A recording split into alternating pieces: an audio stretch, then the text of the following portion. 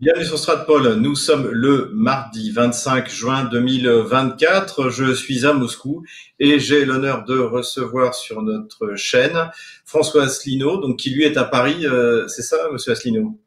Merci de me recevoir, Xavier Moreau. Oui, je suis à Paris et j'en profite pour saluer tous vos auditeurs sur Stratpol. Merci. C'est la deuxième fois que nous nous parlons sur ce canal. Alors la dernière fois, c'était vous qui m'interrogiez sur la Russie et cette fois, c'est moi qui vais vous interroger parce on a beaucoup de questions à vous poser. D'ailleurs, pas mal de nos auditeurs, de nos internautes me posent beaucoup de questions de mon positionnement vis-à-vis de l'UPR, évidemment, que vous présidez. Alors, moi, la première question que je voudrais vous poser, puisque c'est une nouvelle qui vient de tomber, c'est sur la libération, en quelque sorte, de Julian Assange. Et j'aurais voulu avoir votre sentiment, votre réaction, non seulement sur cette libération, mais également sur la manière dont ça s'est fait. Écoutez, sur le fond, enfin sur la forme, exactement, forme et fond, on ne peut que se réjouir qu'il ait été libéré. C'est quand même quelqu'un qui a été finalement emprisonné quasiment sans procès pendant 14 ans. Enfin, il s'était réfugié d'abord, comme on le sait, dans l'ambassade d'Équateur à Londres. Il avait été poursuivi finalement. Pourquoi? Pour avoir été un lanceur d'alerte. Et moi, je sais que, enfin, notre mouvement politique depuis des années, nous avions dit que la France s'honorerait à lui accorder l'asile politique, de même que celui qui s'est réfugié en Russie, en définitive, qui est, dont vous allez me rafraîchir le nom. Voilà. Donc, nous ne pouvons que nous réjouir de sa libération. Maintenant, si j'ai bien compris, alors moi je comprends jamais grand-chose à la justice américaine, mais si j'ai bien compris, il a plaidé coupable. Il a fait un peu son mea culpa, c'est une espèce de procès stalinien ou de truc style un peu ou de procès devant la Sainte Inquisition. Donc sur le thème, si vous avouez que vous avez péché, bien, Dieu dans ses grâces vous fera peut-être rémission de vos péchés. C'est un petit peu ceci. Donc il a plaidé coupable et puis c'est comme ça qu'il a été élargi. C'est pas très glorieux, je pense, parce que c'est quand même quelqu'un qui mérite quand même d'être salué. C'est quand même quelqu'un d'un grand courage, qui a été pendant donc je crois 14 ans injustement emprisonné. Voilà. Ça en dit long au passage sur la décadence de l'Occident et de ses valeurs morales dont il fait une profession de foi à l'encontre du monde entier. Il ferait bien de balayer devant sa porte. Merci pour cette réaction. Et maintenant, revenons à la politique, alors j'allais dire nationale, mais d'abord européenne. Quel bilan tirez-vous des élections européennes, à la fois dans la manière dont elles se sont déroulées, en ce qui vous concerne bien sûr, et de manière générale, et puis quelle leçon tirez-vous des résultats de ces élections? Alors, si vous me le permettez, on va partir du général pour aller au particulier.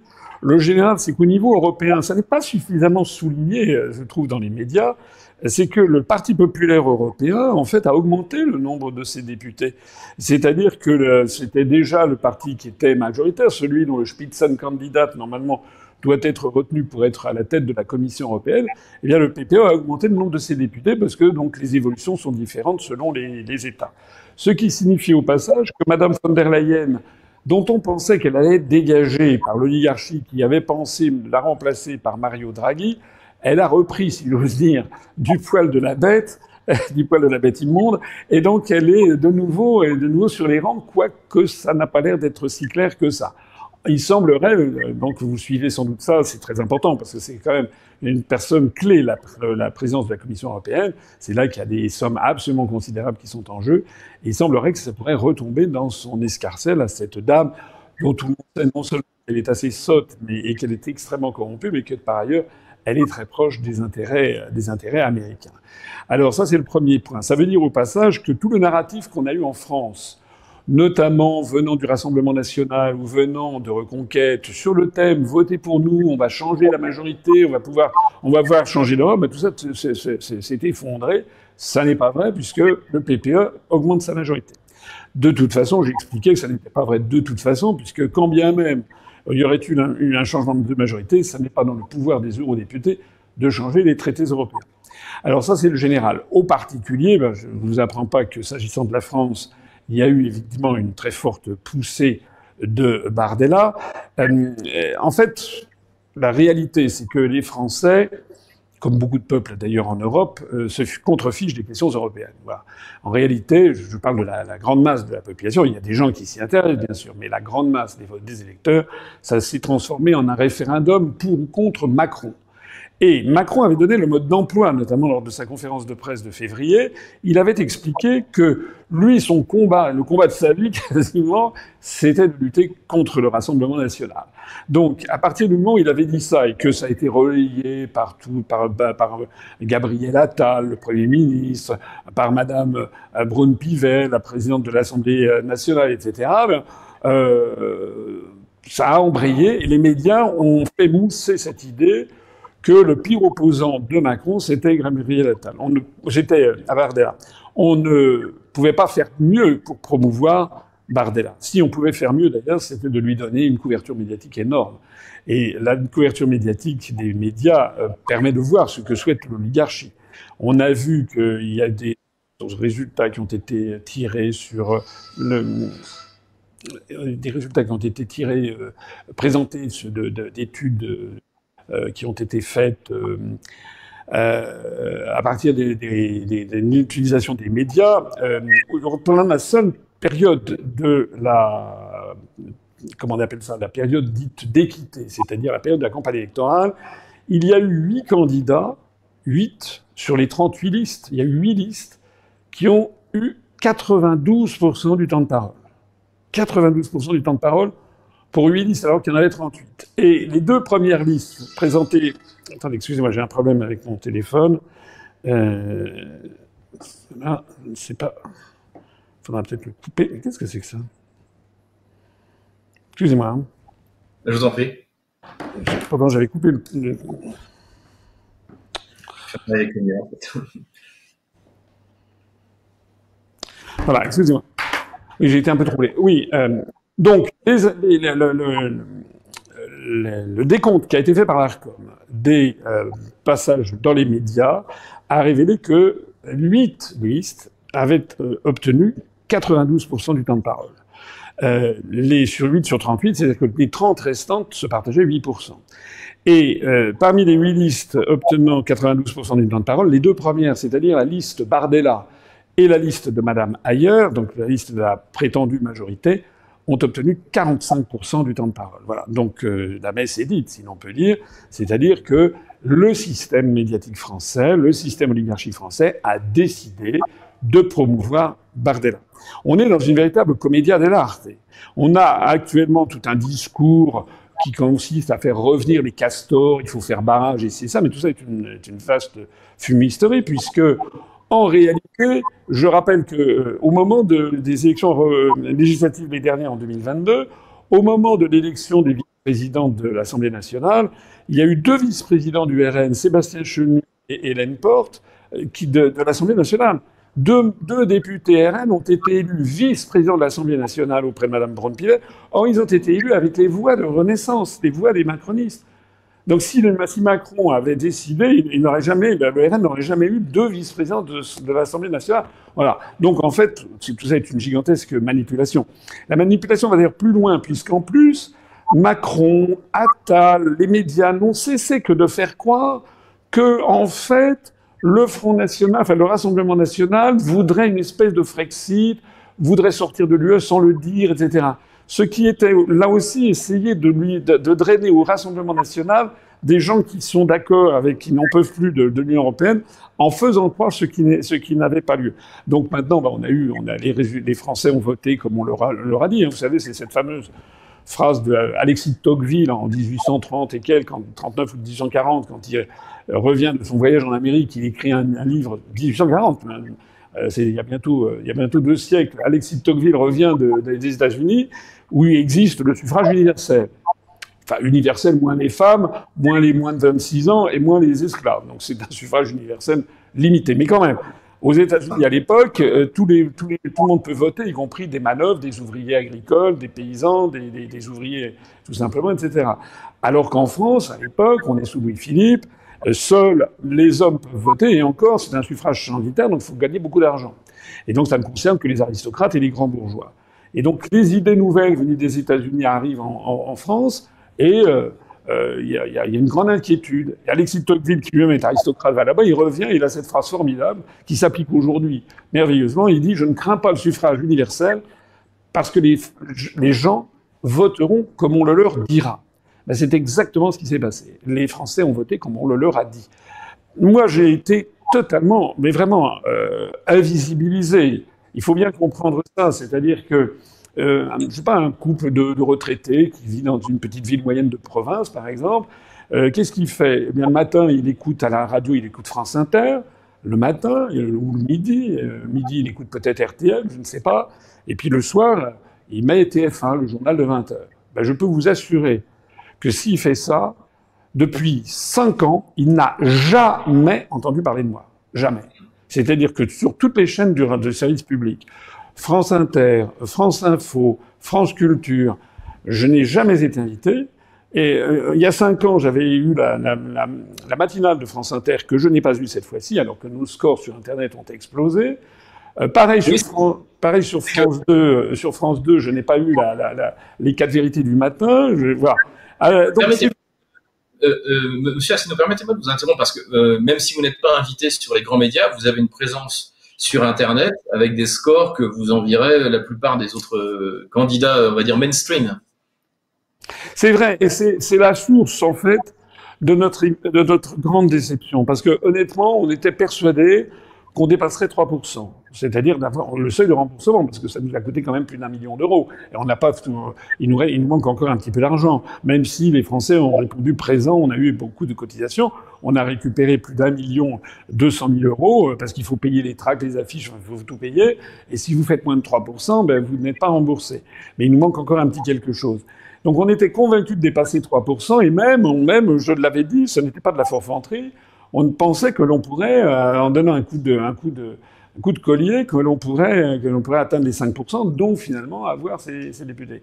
Et en fait, ce que j'ai découvert, c'est qu'il y a une loi d'airain, c'est la loi qui est celle que je décrivais, c'est qu'il y a une corrélation énorme entre le passage dans les médias et le résultat dans les urnes. Les 8 listes qui ont bénéficié de toute la sollicitude des médias, il y en a qu'une seule sur les listes qui n'a pas dépassé 5%. Toutes les autres ont eu leurs députés, y compris Reconquête, y compris les écolos, y compris les Républicains. Ça n'était pas donné d'avance. Le seul qui n'a pas réussi à franchir, c'est Léon Desfontaines pour le Parti communiste français. En revanche, les autres, ceux qui n'ont pas été médiatisés, il n'y en a aucun qui a atteint les 3% du remboursement. Donc c'est vraiment la clé de lecture. Alors ça, c'est quelque chose qui nous a déçus. Et par ailleurs, pour aller dans votre sens, ce que j'ai découvert, enfin, pas seulement moi, mais on s'est réunis le bureau politique pour réfléchir, c'est que d'abord, plus on est loin de la métropole, des grandes villes, et plus on a fait des scores. On a fait, par exemple, dans la zone Europe orientale, Asie Océanie, dans la 11e circonscription, on a fait 3,3%. On a fait 3,9% en Guyane, on a fait 3,8% en Martinique, etc., etc. Dans les petits villages ruraux de France assez éloignés, assez curieusement, on a fait plutôt un score pas mauvais, de l'ordre de 2%, enfin à notre échelle, bien sûr. En revanche, c'est dans les grands centres urbains où là, on a fait des scores vraiment assez mauvais. Alors, on se demande pourquoi. Peut-être est-ce qu'il y a eu un vote d'un certain nombre de nos adhérents qui ont voté directement pour Bardella ou voire pour Mélenchon ou pour Reconquête. Alors, c'est ce qui m'a permis, alors ça je l'ai vu de mes yeux vus et je continue à le voir, c'est que... Je voudrais revenir là-dessus. Donc pour vous, en fait, l'élection européenne, c'était un référendum contre Emmanuel Macron, et finalement, les gens ont voté les grands représentants, que ce soit donc qui s'opposent au moins officiellement à Emmanuel Macron, c'est-à-dire le RN, Jean-Luc Mélenchon. Voilà, c'est exactement ça. Et moi, j'ai découvert quelque chose, c'est qu'il y a une différence entre le vote et le capital de sympathie. C'est-à-dire que notre capital sympathie a énormément augmenté. Enfin, tout le monde, sur le terrain, on voyait qu'il y avait énormément de gens qui nous approuvaient. C'était incroyable. Moi, je suis allé sur des marchés, et pas seulement moi, même quand j'étais pas là, ça nous est remonté de toute la France. Et moi-même, quand je me promène à Paris, je suis sans arrêt abordé par des gens qui me disent « Ah, je voudrais un selfie, etc. » L'autre jour, j'étais après les élections européennes, j'étais sur le boulevard et rue du Montparnasse, j'étais avec des amis, puis je marche, et sur l'espace de 25 minutes, j'étais abordé 6 fois. par 6 personnes différentes, hein, qui sont venues me voir, est-ce que je peux avoir un selfie, mon petit frère vous adore, ma grand-mère ne parle que de vous, etc. C'est assez curieux d'ailleurs, parce qu'à chaque fois, ils font comme si eux-mêmes n'étaient pas intéressés, c'est assez bizarre. Enfin, beaucoup de gens qui étaient, ou alors carrément, j'aime beaucoup vos analyses. Et puis, après, je demandais, mais est-ce que vous avez voté pour moi? Et sur les 6 personnes qui avaient voulu faire des selfies, me trouvant mes analyses formidables, il n'y en avait qu'une seule qui avait voté pour moi. Les autres avaient voté Bardella, Maréchal et un petit peu Mélenchon. Et donc j'ai dit, mais pourquoi en fait? Et là, on touche quelque chose, c'est vraiment du réflexe pavlovien, c'est-à-dire que je pense que beaucoup de Français se disent « Ah, ce monsieur, il est formidable, c'est comme si j'étais une espèce de source dispensatrice, gratuite, d'informations formidables, etc. » Une espèce de professeur ou de une figure paternelle idéale, mais qui n'est pas référencée parmi les politiques. D'ailleurs, je ne passe pas dans les politiques. Donc le sérieux, c'est de voter utile. C'est ce qu'on m'a dit. On m'a dit « Mais non, mais j'ai voté utile, j'ai voté Bardella. » J'ai dit « Mais c'est totalement inutile de voter Bardella. Il a été d'ailleurs député européen pendant 5 ans, il n'a rien fait. » Et par ailleurs, qu'est-ce que ça va changer de passer de 22 à 28 députés? Ça va rien changer du tout. Tandis que nous, on fera du ramdam au Parlement européen. Et donc, les gens, c'est plus fort qu'eux. Ce qu'il faut bien comprendre, c'est qu'il y a une inertie des comportements électoraux. Il y en a un qui m'a dit, ah, moi, je vous trouve très très bien, mais je dis, mais pourquoi vous n'avez pas voté pour moi? Il m'a dit, ah, parce que moi, je suis de gauche, il faut toujours que je vote à gauche, quoi. Voilà. Donc ça, c'est vraiment important. Alors, c'est évidemment un peu désespérant, je le reconnais, parce qu'on fait des efforts colossaux pour se développer, et puis on se heurte à ce mur. Ça n'est pas que désespérant, il y a quand même aussi quelque chose, à mon avis, de prometteur, c'est que le capital de sympathie est vraiment devenu beaucoup plus important. Il y a de plus en plus de gens qui nous connaissent. Il y en a encore énormément qui ne nous connaissent pas du tout. Hein. Comme je le disais tout à l'heure, il y a des gens qui n'ont jamais entendu parler de moi. Je pense qu'il y a plus de 50% des Français qui ne nous connaissent pas. Mais il y a aussi, c'est le verre à moitié plein et le verre à moitié vide. Et je pense que, en tout cas c'est notre espoir, que si on va vers des zones très très troublées, il est possible qu'à un moment, les gens commencent à se dire, mais en fait, celui qui avait raison, c'est celui qui dit ça depuis 17 ans. Là, actuellement, ce qui se passe, c'est qu'il y a quand même, au jour le jour, on voit que M. Bardella, par exemple, plus il se rapproche de Matignon, et plus il abandonne les uns après les autres des pans entiers de son programme, en fait, pour se mettre en conformité avec les traités européens, avec les souhaits de l'oligarchie. Et ça, c'est nouveau, parce qu'il y a de plus en plus de gens qui commencent à le remarquer. Et donc, je pense qu'il faut qu'il y ait une espèce comment dirais-je, d'expérimentation en grandeur nature, et que les Français voient ce que donne un gouvernement RN, et puis que les Français découvrent qu'au bout du compte, ça ne change rien. Et je pense que ça, c'est un élément qui, à mon avis, permettra peut-être de débloquer le système. Nous, ce qui nous a beaucoup frappé en Russie, c'est le discours belliciste, notamment à l'occasion du salon de l'armement à Eurosatory, précisément du candidat Jordan Bardella du RN. On connaissait la position du RN, mais là, c'était impressionnant de bellicisme, je dirais. Vous avez raison. C'était le 19, il y a 5 jours, il y a 6 jours, il a dit, je le cite, il a dit, Bardella, je souhaite que l'Ukraine puisse disposer à la fois en munitions et en matériel de tout ce dont elle a besoin pour tenir le front. Et il a dit, je crois que c'était hier à l'AFP, il est allé en disant que la Russie était quasiment notre ennemi systémique. Alors, ce qui est incroyable dans la scène politique française, c'est que je suis bientôt le dernier des Mohicans à ne pas avoir ce genre de discours, puisque non seulement Bardella, le Rassemblement national, s'est complètement aligné sur le narratif euro-atlantiste, américain, et non seulement il approuve la fourniture d'armes, alors ils ont un petit bémol, ils disent oui, on veut peut-être pas envoyer de militaires, mais enfin bon, ils approuvent l'envoi d'armes et d'argent à Zelensky, et d'ailleurs, ils n'ont aucune analyse de fond sur le sujet, aucune analyse sur les origines de ce conflit, jamais, ils reprennent tout le narratif occidental et américain. C'est le cas aussi de Madame Maréchal, mais c'est le cas en fait de tous les partis, jusque et y compris, ça c'est la chose la plus extraordinaire, le Parti communiste français. Le jeune Desfontaines a fait cette déclaration il y a quelques jours en disant qu'il fallait absolument envoyer des armes à l'Ukraine. Je crois, il me semble que ça doit être le seul parti communiste au monde à avoir pris parti de cette façon. ou alors peut-être il y a peut-être un parti communiste, je sais pas, en Suède ou je sais pas quoi, mais de tout, enfin, moi j'en reviens pas. Franchement, je n'en reviens pas. J'en reviens d'autant moins d'ailleurs que je peux vous assurer que quand on va sur le terrain en France métropolitaine, il y a quand même beaucoup, beaucoup de gens sur les marchés et partout qui disent qu'on a raison, qui veulent surtout pas envoyer leurs enfants en Russie pour aller se faire tuer, et qui disent que ça suffit d'envoyer de l'argent à l'UN. Comment dirais-je, le climat a beaucoup changé. Dans les débuts des ans mois de mars, avril 2022, la Russie était présentée comme agresseur, rappelez-vous, enfin, vous êtes mieux placé pour le savoir que moi encore. On expliquait aussi aux Français que Vladimir Poutine avait toutes les maladies de la Terre. Il était Alzheimer, il avait les pieds plats, il était Asperger, il avait un cancer de la rate, un cancer du pancréas, un cancer du cerveau, enfin, etc., etc. Rappelez-vous, on expliquait que les Russes étaient obligés de prendre des puces dans les réfrigérateurs pour faire fonctionner leur truc. On a eu tout ce discours. Et là, il y a quand même une grande partie de la population qui a embrayé là-dessus. Rares ont été ceux qui ont, comme moi, essayé de, comme vous, bien sûr, mais enfin, on n'est pas dans la même position, essayer de tenir un langage de différent, un langage de vérité. Avec d'ailleurs les, les insultes, les diffamations que vous imaginez. Le nombre de gens qui m'ont demandé combien je recevais de valises de Poutine, enfin le mythe de la valise de Poutine est quand même très très inquiet. Puis quand on ne sait pas me répondre aux analyses historiques, on me dit je touche des valises de Poutine. Bien. Mais ça a quand même beaucoup changé, parce qu'il y a quand même, moi je le vois dans la profondeur de la population, il y a quand même beaucoup de gens qui en ont ras-le-bol, mais vraiment ras-le-bol d'entendre parler de Zelensky, comme d'ailleurs d'entendre parler de Macron.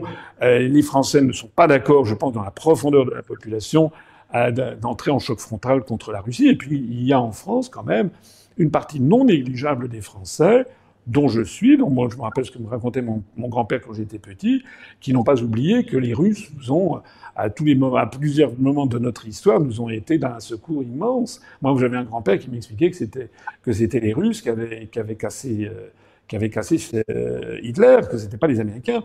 Donc ça, il y a vraiment une partie significative de la population française qui ne marche pas.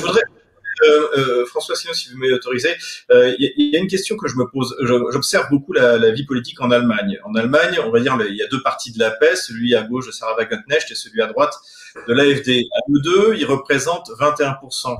Je lisais quelques articles sur Friedrich Merz, donc qui est sans doute le potentiel futur chancelier du Parti démocrate chrétien, qui maintenant a complètement changé de position, qui est pour des négociations, une solution de paix. Donc comment ça se fait qu'en Allemagne, notre voisin, finalement le Parti de la paix représente maintenant au Parlement européen plus de 20%, que le premier parti allemand, donc celui d'ailleurs qui l'a emporté, celui pourtant de Van der Leyen, eh bien sa tête de liste, enfin en tout cas le chancelier potentiel, lui maintenant tient un discours de paix. Pourquoi chez nous les bellicistes l'emportent, je dirais, sur les partis de la paix, dont vous, en tout, vous représentez, je dirais même pas 4-5%. Comment est-ce qu'on en arrive là par rapport à l'Allemagne, qui pourtant est... Alors, je pense que c'est pas facile de répondre à cette question, parce que c'est une question que je me pose aussi. D'abord, j'ai un peu le sentiment que la France, elle est particulièrement soignée aux petits oignons pour le verrouillage médiatique. J'ai ce sentiment. J'ai le sentiment quand même que plus on monte vers le nord de l'Europe, plus on a une presse qui est quand même un petit peu libre, qui donne quand même un petit peu la parole à d'autres voix. Moi, je vous l'ai dit, nous, on a été beaucoup moins bien traités qu'il y a 5 ans, alors que déjà, il y a 5 ans, on n'avait pas été très bien traités. Donc, je pense qu'il y a ça. Il y a aussi une espèce d'hystérisation du débat politique en France qui défie l'imagination. J'ai l'impression que c'est peut-être l'américanisation de la société française. C'est-à-dire que nous, en France, enfin, moi j'ai connu une France où, voilà, une France un peu paillarde, où les gens riaient de tout, on se moquait de beaucoup de choses. On était, maintenant, le rire, la France est devenue janséniste, ou en tout cas, elle s'est pliée au diktat américain. On a le droit de plus rire de rien. Donc toute la woke culture, LGBT culture, tout ça, il faut plus dire un mot. On est là. Et il y a vraiment un peuple qui ronchonne dans son coin, mais qui publiquement n'ose pas trop dire. Et qui a trouvé comme exutoire finalement le RN et Reconquête. Alors Reconquête, lui, il a fait son beurre. sans mauvais jeu de mots, en tapant sur les Arabes. Bon, donc l'islam, le monde arabo-musulman, etc. Mais notez bien que ni Zemmour ni Madame Maréchal, ils se gardent bien d'attaquer les États-Unis, ou alors c'est de façon extrêmement feutrée. Et ils ont endossé le narratif anti-russe en Ukraine. Et c'est pareil pour le Rassemblement national. Donc en fait, ce sont, je pense, la maîtrise du Rassemblement national et de Reconquête qui ont joué ce rôle. Donc je suis d'accord avec vous que il y a de toute façon une certaine inconséquence aussi des électeurs, hein, parce que les électeurs, là par exemple, ils ont voté Bardella, mais ils s'attendent pas. D'abord, il n'est pas sûr qu'il va faire un raz-de-marée au niveau des législatives comme on l'annonce. Je n'en suis pas certain, parce que déjà les législatives, c'est 577 élections. Ça n'a rien à voir avec les élections européennes. C'est une seule liste. Là, vous avez 577 candidats et 577 suppléants. Et puis, il y a des facteurs locaux qui peuvent jouer, des facteurs historiques. Vous pouvez très bien avoir un électeur qui a voté Bardella parce qu'il était contre Macron, et puis après ça, qui vote pour un député socialiste ou Glucksmann ou je sais pas quoi, parce qu'il le connaît, c'est un député qui est dans sa circonscription depuis 15 ans et qui lui a procuré un HLM. Donc il y a, vous voyez, les comportements ne sont pas forcément toujours cohérents. C'est pareil sur cette affaire de paix. En réalité, je pense que beaucoup de Français, effectivement, en ont assez. C'est ce que je disais, c'est ce qu'on entend. Ce sont les soutiens qu'on reçoit, mais pour autant, au moment où ils votent, ils font ça en ayant un peu de façon impulsive, en fait. Moi, c'est ça qui me frappe. Il y a eu des reportages qui ont été faits récemment. Là, on demande à quelqu'un, tiens, vous avez voté Bardella, pourquoi? Qu'est-ce que le type il dit, bah voilà, parce que je suis contre Macron. Mais vous avez regardé son programme? Ah non, non. Ben voilà, il y a quand même une espèce d'apathie, de relâchement de beaucoup d'électeurs sur ce sujet, qui n'est pas, en fait, ça n'est pas un vrai soutien. Hein, c'est un soutien. Voilà, je regrette. Je pense que peut-être les électeurs allemands sont peut-être un petit peu plus intelligents et un peu plus réfléchis. Je ne sais pas. Précisément, François Asselineau, parlons maintenant de politique non plus européenne, mais nationale, puisque là, l'élection qui aura lieu dans une semaine, eh bien, c'est le premier tour d'une élection nationale, c'est des législatives. Donc, j'aurais évidemment deux questions. La première, c'est pourquoi la dissolution? Quel est le plan d'Emmanuel Macron selon vous? Et la deuxième question, nous avons eu le plaisir de vous voir comme candidat de notre circonscription des Français de l'étranger, donc on va dire la circonscription eurasienne. Donc ma première question, quel est le plan de Macron? Qu'est-ce qu'il veut faire? Alors là, tout le monde se perd un peu en conjecture. Hein. Il y a ceux qui ont tendance à voir dans Macron une espèce de type absolument génial qui a tout calculé, tout ourdi. Ça, c'était dans les débuts de ses mandats. Il est présenté, rappelez-vous, le Mozart de la finance, le Jupiter, etc. Et puis, en fait, il y a de plus en plus de gens qui sont de plus en plus convaincus que le type est complètement siphonné et qu'il est d'une incompétence crasse. Bon. Moi, je l'avais connu un petit peu à l'inspection, il n'avait pas d'une bonne réputation. C'est pas du tout quelqu'un. Il avait la réputation d'être un bonimenteur, ce qu'il est. Voilà. Un hableur, le type qui arrive à vendre 10 tonnes de sable au roi d'Arabie Saoudite. C'est d'ailleurs pour ça qu'il avait été embauché donc dans une banque d'affaires. Et comme l'avait dit Alain Minc, c'est un métier de pute. Vous vous rappelez, c'était quand même assez fort de café. Alain Minc, qui avait été un peu son mentor, avait dit mais Macron, c'est très bien parce que c'est un métier de pute. Bon, moi Macron, là, les qualités intellectuelles de Macron, sa culture générale, moi je mets tout ça, j'ai toujours mis un grand doute sur le sujet, et les événements m'ont donné raison. Je pense que ça n'est pas un bon politique d'ailleurs. D'ailleurs, il suffit de voir. Ou alors sa volonté.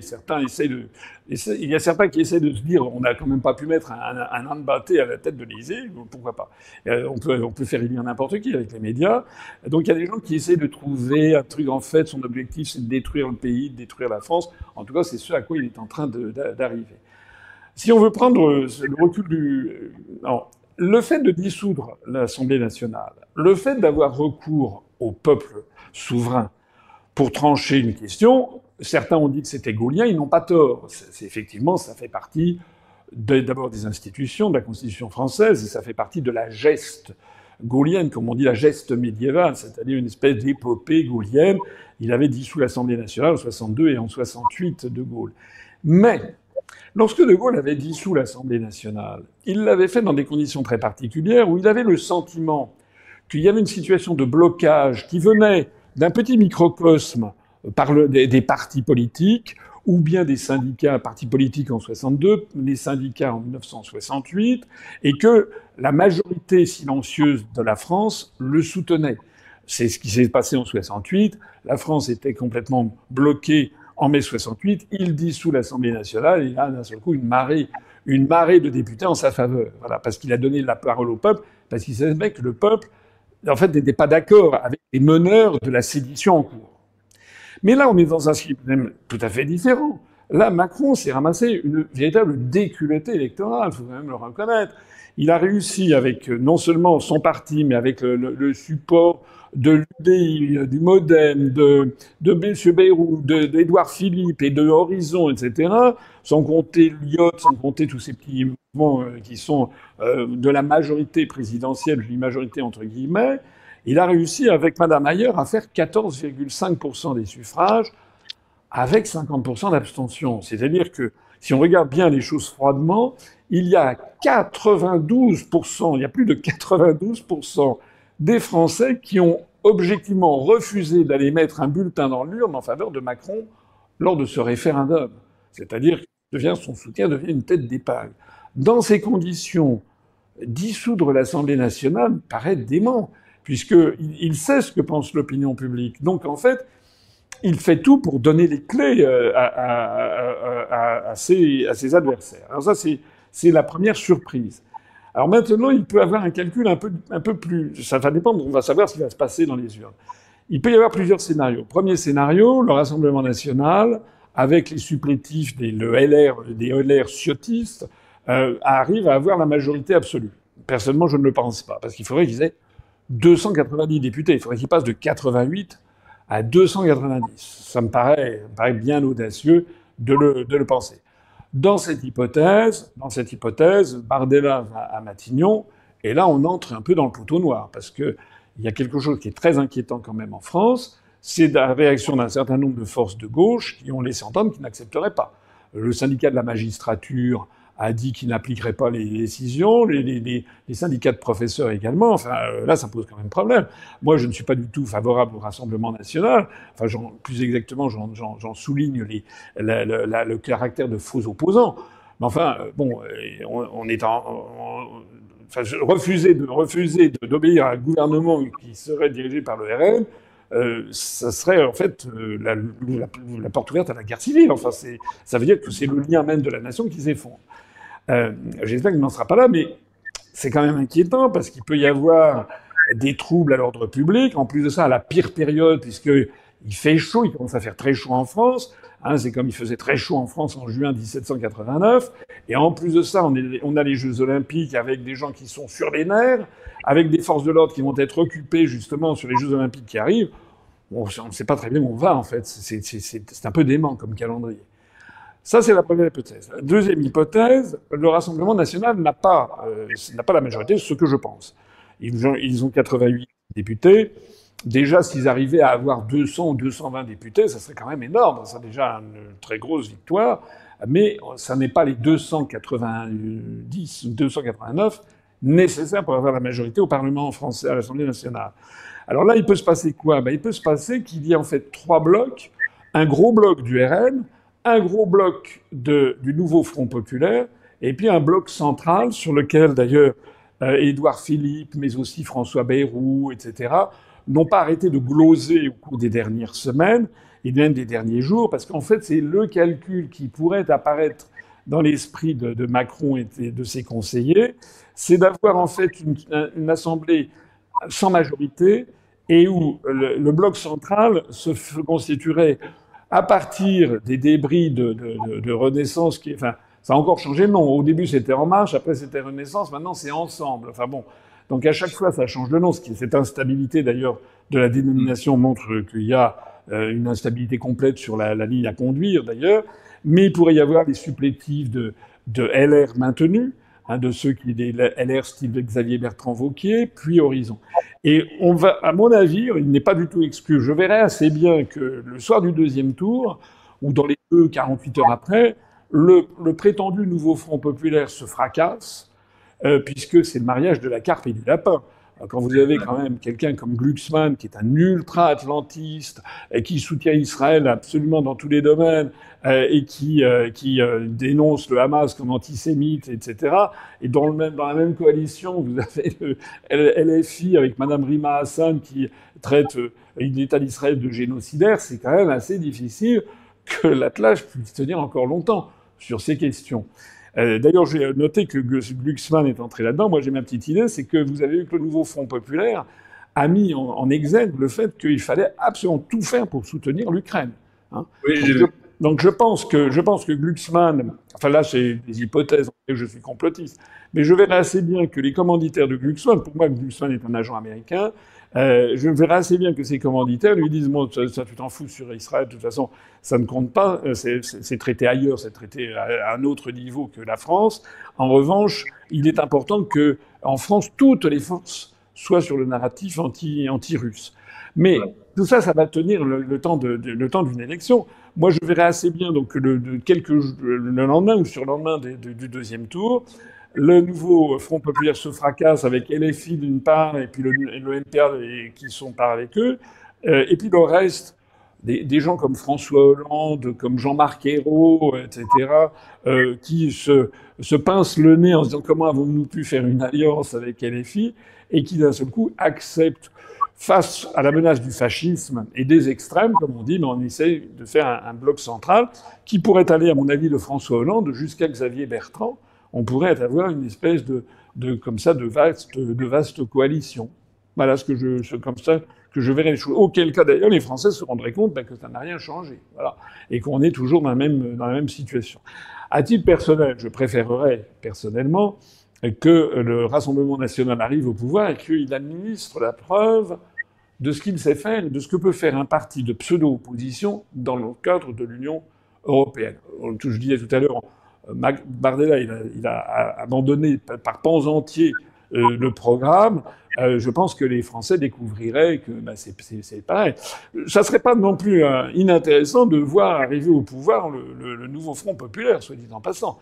Parce que le nouveau Front populaire qui fait campagne en disant qu'il va mettre la retraite à 60 ans et qu'il va faire des tas de trucs, il se passerait, à mon avis, je ne sais pas quel serait le Premier ministre, mettons, alors, je sais pas, François Ruffin, par exemple, il aurait tout fait d'être convoqué à Berlin et à Francfort. Berlin, à la chancellerie, à Francfort, à la Banque centrale européenne, et éventuellement à Bruxelles, où on lui aurait fait comprendre, eh bien que malheureusement, c'est absolument impossible de faire ce qu'il fait. Voilà.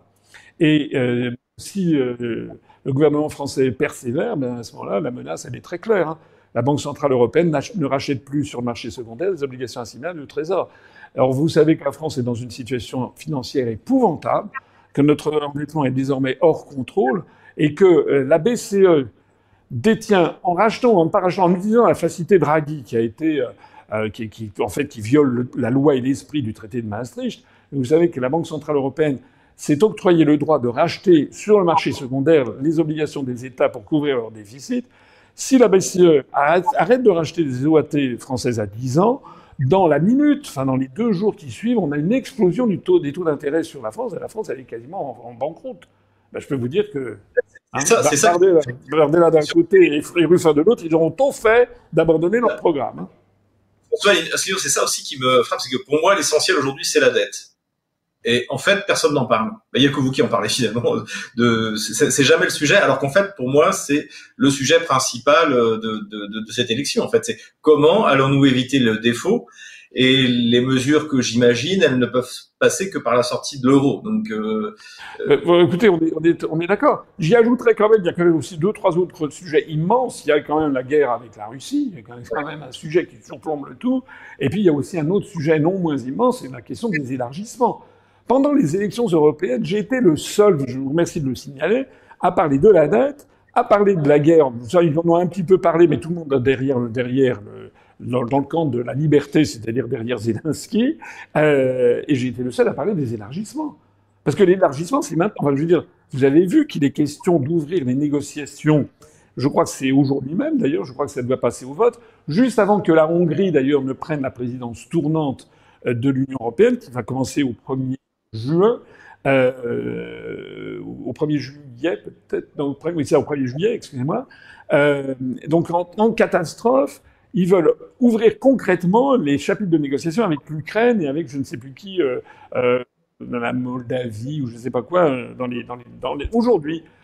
C'est dément. Enfin, les Français ne se rendent pas compte, ce sont des centaines de milliards d'euros que l'on va être obligé de sortir au cours des années qui viennent pour détruire d'ailleurs ce qui reste de l'agriculture française. Et ça, personne n'en parle.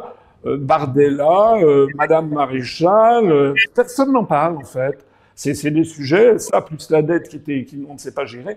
C'est pour ça que je pense je vais vous dire le sentiment profond, c'est que je pense que la France est en train de devenir l'homme malade, même pas de l'Europe, mais du monde.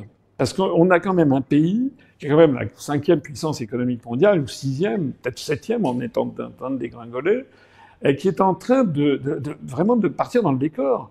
Et il y a une inquiétude latente chez beaucoup dans le monde entier. Dans le monde entier, il y a des gens qui ont commencé à comprendre que Macron est vraiment cinglé. Madame Maria Zakharova, la porte-parole, j'ai vu ça l'autre jour, elle a fait des déclarations assez extraordinaires en ce sens on n'a jamais vu ça. On n'a jamais vu que l'on commente la santé mentale d'un président de la République française à l'étranger. Et les gens se disent, mais comment ils vont faire? Comment ils vont faire pour gérer le truc? Quand on voit que le nouveau Front populaire a prévu de faire des dépenses qui sont de l'ordre, qui ont été chiffrées entre 150 et 283 milliards d'euros supplémentaires par an par rapport au déficit actuel, et que le programme de Bardella, c'est 100 milliards d'euros supplémentaires par rapport au déficit actuel, alors que ce qu'il faudrait, c'est non seulement de ne pas faire de déficit supplémentaire, mais au contraire avoir un excédent primaire pour commencer à rembourser la dette. C'est de ça qu'il s'agit. Donc on est face à une classe politique française zombie. Enfin, à mon avis, ça ne peut que très très mal se terminer, cette affaire. Alors parlons maintenant de vous, Monsieur François Asselineau. Vous êtes candidat dans notre circonscription. Quel est le projet? Alors d'abord, je reviens aux épisodes antérieurs. Nous espérions faire 3% aux européennes, on n'a pas fait 3%. Ça nous coûte 1 200 000 euros qu'on ne peut pas récupérer. Lorsqu'on apprend d'un seul coup que Macron a décidé de la dissolution, je pense que certains avaient été d'ailleurs dans la confidence, nous, non. Nous, on s'est retrouvés, c'est très simple, on n'a pas les moyens financiers de faire... A priori, Larry Fink, le PDG de BlackRock, était au courant. Oui, il y a des gens qui étaient au courant. Le Rassemblement national était au courant, c'est évident. Parce que, pour présenter... Vous savez que Macron a piétiné le code électoral. Normalement, il doit y avoir, entre la date limite de dépôt des listes de candidatures et le premier tour, il y a un code, je ne sais plus quel est le numéro de l'article du code électoral, il doit y avoir 4 semaines. Là, il n'y a même pas eu 3 semaines. Bon. Donc ça veut dire que Macron a piétiné le code électoral. Il y a eu des professeurs de droit qui se sont pourvus dans le Conseil constitutionnel. Le Conseil constitutionnel a dit que tout ça était parfait. Donc on en est là. Alors, en tout cas, ça veut dire que pour trouver, en quelques jours, on a eu 5 jours pour se retourner, en fait, pour trouver 577 candidats et 577 suppléants, avec par ailleurs moitié homme, moitié femme au niveau des candidats, seuls des partis politiques, des très grands partis politiques ayant été informés, pouvaient le faire en 5 jours. C'est pas possible. Donc nous, on n'avait pas les moyens humains, on n'avait pas les moyens matériels. Certes, on aurait pu ne se présenter que dans une centaine de circonscriptions, mais déjà, il aurait fallu on aurait eu sans doute des difficultés pour trouver tout de suite, comme ça, des gens qui sont prêts en 48 heures à se lancer, qui n'ont pas été préparés psychologiquement là-dessus. Mais restait le problème financier, et restait aussi un autre problème, c'est que, voilà, on a fait 1,03%, les gens ont été extrêmement déçus, bon, se lancer ensuite, c'est pas la meilleure façon, c'est pas le moment idoine pour se lancer. Donc, le bureau politique du PS, je suis pas le seul à décider, hein, moi, je sais qu'il y a des gens qui disent que je décide tout, que j'ai un melon comme ça, pas du tout. Alors, j'ai décidé ça avec le bureau politique, on s'est creusé la cervelle, on est tous convenus qu'on ne pouvait pas se présenter aux élections législatives. Mais c'est alors que quelqu'un nous a lancé cette idée de dire que ça serait peut-être bien qu'on ait de façon symbolique. On avait quelques adhérents qui voulaient y aller par eux-mêmes, mais moi ça me fait de la peine parce que Je sais qu'il y a des adhérents qui ont le cœur sur la main et qui étaient prêts à dépenser 5 000, 8 000 euros pour faire leur propre campagne, mais ils n'auraient pas atteint les 5% nécessaires pour être remboursés. Donc ça me faisait un peu de la peine, d'autant plus que ça n'a pas grand intérêt finalement d'avoir un candidat dans l'Oise et un candidat je sais pas moi, du côté de Montélimar. Enfin, ça n'a pas un très grand intérêt. Puis surtout, je suis très respectueux de l'engagement des gens et j'ai horreur que l'on se moque du monde. Je ne veux pas profiter de la crédulité. Mais on nous a dit, ça serait quand même bien, il y a une circonscription, c'était la 11e circonscription de l'étranger, ça serait quand même bien si le président, c'est-à-dire moi, se présentait à titre symbolique qu'on ait un candidat, et dans une circonscription où on a fait quand même 3 fois notre score national, sans avoir fait campagne du tout d'ailleurs. La seule chose qu'il y a eu, c'est simplement c'est par Internet que ça s'est passé, on n'a pas fait campagne spécialement. Avec évidemment des pointes, comme vous l'avez noté, en Russie, on a eu, alors ce sont des petits nombres, mais enfin on a eu 18,5%, je crois, à Moscou, 18,2% à Saint-Pétersbourg, 11% à Minsk, etc. Et puis en Asie du Sud-Est, 7,2% au Laos, 5,8% au Vietnam, 5,8% ou 5,4% en Thaïlande, 5,7% aux Philippines, 3,9% au Japon. Donc on a des scores. Et ce que l'on s'est dit, c'est que ça serait peut-être pas mal. C'était dans un contexte avec 38 listes, et c'était des listes. Mais si moi je me présentais en tant que tel, avec évidemment moins de candidats, il y a 15 candidats, et où les gens votent cette fois-ci en fonction de la personnalité qui se présente, il y avait peut-être une possibilité de faire un score. Voilà. Et c'est ça qu'on a réfléchi. Moi, j'ai pensé que c'était en effet une bonne idée. Une bonne idée parce que ça ne nous coûte pas grand-chose, en fait. Il a fallu faire imprimer, donc il y a 110 000, 115 000 inscrits, donc il a fallu faire imprimer 230 000 bulletins de vote entre ceux qui seront dans les bureaux de vote et ceux qui vont être envoyés aux inscrits, plus 115 000 professions de foi. Donc ça coûte vraiment pas grand-chose et le reste c'est par informatique. D'autant plus que je n'ai pas le temps de faire des déplacements. C'est trop peu de temps. Et surtout en plus de ça, parce que vous savez, c'est quand même une zone qui est quand même une zone que je connais vraiment. Je ne connais pas tous les pays, mais je connais quand même beaucoup. Et quand je dis connaître, c'est pas seulement pour y être allé en touriste, c'est y être allé professionnellement, puisque j'ai été le responsable de l'Asie-Océanie au ministère des Finances. Donc j'ai fait des négociations de prêts ou d'aide au développement avec le Vietnam, avec la Thaïlande, avec le Cambodge, avec la Chine. J'avais participé aux négociations pour le financement de la centrale nucléaire de Daya B2 par SPI et Framatome à l'époque. Donc j'ai une anecdote, mais j'ai été envoyé au Cambodge après le retrait des Vietnamiens. Donc il y a eu la période Khmer Rouge 75-79, après la période des Vietnamiennes jusqu'en 92. Et lorsque le Cambodge a retrouvé sa pleine et entière souveraineté, à ce moment-là, eh bien, il fallait reprendre les protocoles d'aide. Et le pays était tellement ravagé et qu'on ne pouvait même pas faire des prêts bonifiés, c'était du don. Et donc je suis allé à Phnom Penh, c'est un exemple que je cite, où j'ai été reçu par le directeur du Trésor du ministère des Finances à Phnom Penh. C'était absolument pathétique, parce que les locaux étaient vides. Le type est venu me voir, il avait 35 ans. Je ne sais pas où est-ce qu'il avait été pendant la période Khmer Rouge, mais enfin, il parlait l'anglais. Il était en Bermuda et en savate. Et il n'avait rien, mais absolument rien. Il m'a montré son bureau, les bureaux qu'il y avait il y avait des vieilles armoires qui avaient été installées par la France dans les années 1930, des armoires métalliques, si vous voulez. Tout avait été vidé. Il n'y avait plus rien. Il ne savait rien sur rien. C'était vraiment année zéro. Enfin, c'était vraiment pathétique. Donc j'ai une grande expérience au niveau économique et financier. Et puis ensuite, j'ai été chez Hervé de Charette aux Affaires étrangères, là encore responsable Asie-Océanie. Donc là, j'ai accompagné Chirac un peu partout dans cette zone. Quand j'étais au cabinet, auparavant, j'avais été au cabinet de Gérard Longuet au commerce extérieur. Là, j'avais accompagné Mitterrand en Corée, au Kazakhstan. Chirac, je l'ai accompagné au Japon, en Chine, en Asie du Sud-Est, un peu partout. Alors, je peux dire vraiment que je crois que j'ai quand même une bonne connaissance de cette région que, par ailleurs, j'aime, parce qu'on ne s'intéresse pas à quelque chose qu'on n'aime pas. Quant à l'Europe orientale, je ne m'en suis pas occupé du point de vue strictement professionnel, mais j'y suis allé à titre touristique d'abord.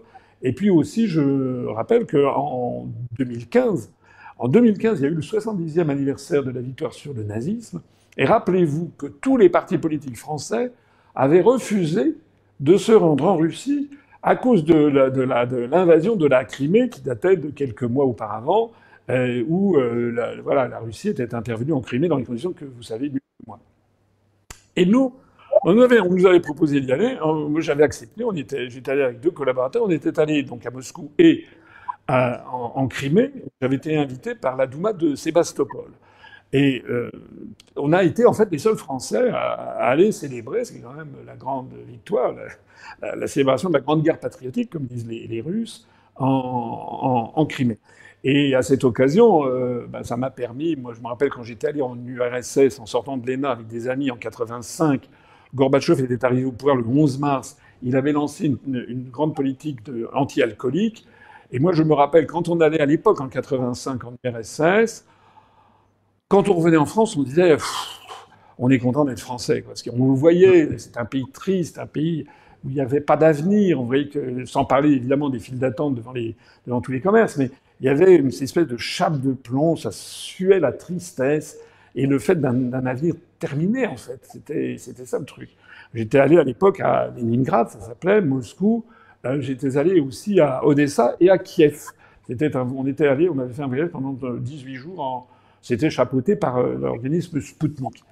Et là, quand je suis retourné en Russie en 2015, mais j'y suis retourné aussi à un autre égard parce que ma femme a participé à la préparation d'une exposition au Musée des Beaux-Arts de Saint-Pétersbourg. Elle avait réalisé une partie du catalogue. Donc on est allé plusieurs fois. Et là, quand je suis allé en Russie, alors je sais qu'on va dire que je reçois des valises de Poutine, je m'en fous. Moi, je dis ce que je sens. Moi, j'ai trouvé, c'était le même peuple, c'est pas, enfin, le même pays, le même peuple, et pourtant c'était autre chose. C'est-à-dire que j'ai trouvé, il y avait presque une certaine forme de gaieté dans l'air. Les gens, c'était au moment, en 2015, on nous interrogeait on était suivis par personne, on pouvait se déplacer totalement librement. La Crimée est un pays absolument magnifique. On était allé donc au mois de mai, c'était très très beau. Et il y avait des gens qui venaient nous voir et qui demandaient de façon un peu narquoise, alors, et Hollande et les Mistral, qu'est-ce que vous allez décider, etc. Mais en fait, ils étaient goguenards.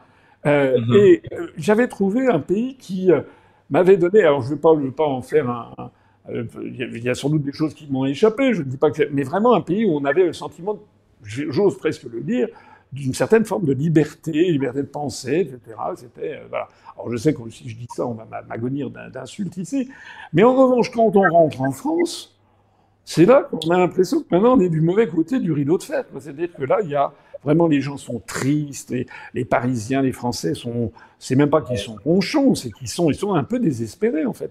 Donc c'est un peu comme s'il y avait eu une espèce d'inversion maléfique des pôles qui s'était produite. Bon voilà, tout ça pour vous dire que je connais bien cette zone et que je pense que par ailleurs je me connais, je suis quand même un homme de dossier, je suis travailleur, je connais beaucoup de gens à Paris. Donc honnêtement, on s'est dit, si je me présente là, eh ben, il va y avoir quand même peut-être un certain nombre de Français qui vont se rendre compte que ça vaut le coup. Ça vaut le coup d'avoir un député et qui sera différent de tous les autres. Parce qu'actuellement, tel qu'on est parti, sur les 577 députés, il y aura 577 qui voudront envoyer de l'argent à l'Ukraine et des armes à l'Ukraine et qui auront tout le narratif. Voilà, c'est ça qu'on va.